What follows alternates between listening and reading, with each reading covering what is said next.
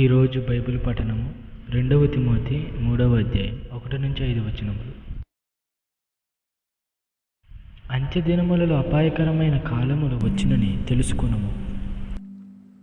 ఎలాగనగా మనుషులు స్వార్థప్రియులు, ధనాపేక్షులు, బింకములాడువారు, అహంకారులు, దూషకులు, తల్లిదండ్రులకు అవిధేయులు, కృతజ్ఞతలు లేనివారు, అపవిత్రులు, అనురాగరహితులు, అతిద్వేషులు, అపవాదకులు, అజితేంద్రియులు, క్రూరుల, సజ్జనద్వేషులు, ద్రోహులు, మూర్ఖులు, గర్వాంధులు, దేవుని కంటే సుఖానుభవము ఎక్కువగా ప్రేమించువారు, పైకి భక్తిగల వారి వలె ఉండియు దాని శక్తిని ఆశ్రయించని వారినై ఉందురు.